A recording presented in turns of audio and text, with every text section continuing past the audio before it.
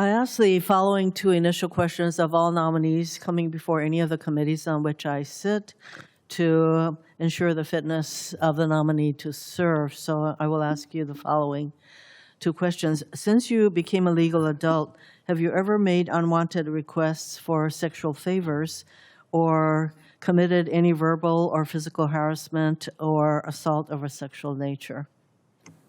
No. Have you ever faced discipline or entered into a settlement relating to this kind of conduct? No. Mr. Smith, on July 30th, 2024, you wrote a post on Breitbart endorsing a Missouri Attorney General candidate. Do you recall that post? I do, Senator. So in that post, you wrote, quote, Republican attorneys general are critical in the fight against the radical left.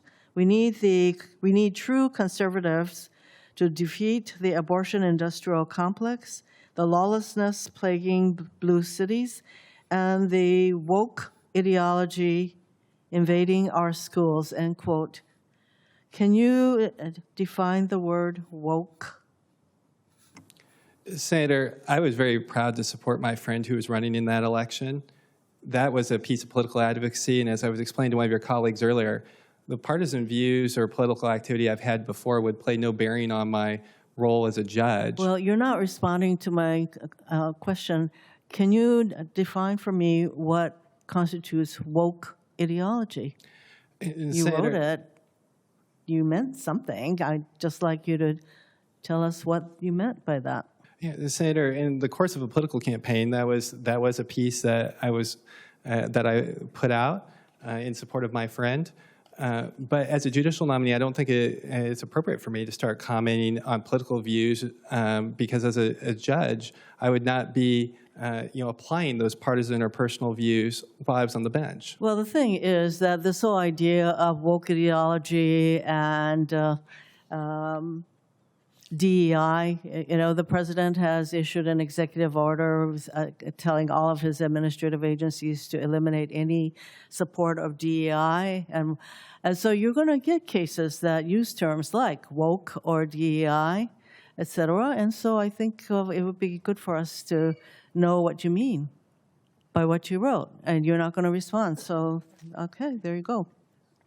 You've been asked a number of questions by a number of my colleagues about who won the 2020 election, and you testified today that it is the Electoral College that matters in determining who is the president. So the House and Senate was in the process of certifying the electoral votes on January 6th. Do you acknowledge that rioters on January 6th sought to stop this process to prevent Joe Biden from being the president? If that's a yes or no question. So I understand that the counting of electoral votes was interrupted on January 6th. I want to be very careful in getting beyond too much farther beyond that because there is still active litigation. I think it's pretty clear what the rioters' intents were, and in fact, if you don't want to, you won't answer that straightforward question. I have another one. Do you also acknowledge that a number of these rioters, some 1,500 or so of them, were convicted, and that President Trump pardoned them? Do you acknowledge that fact? Yes or no? I think that is what happened, Senator. So you represented.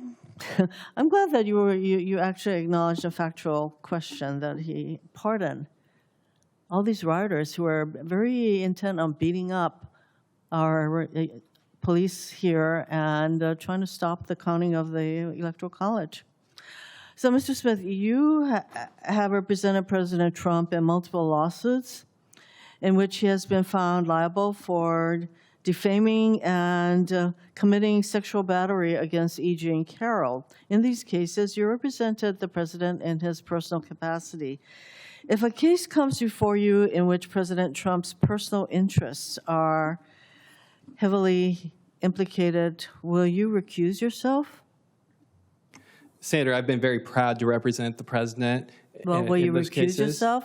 I will recuse from any case I've been personally involved in. For any other case, I would consult the judicial canons and the appropriate recusal rules. I may need to consult with my colleagues. Well, considering the kind of representation that you've provided, President Trump, you do cite the canons of ethics and the Code of Conduct for United States judges requires a judge to disqualify himself, quote, in a proceeding in which the judge's impartiality might reasonably be questioned, end quote.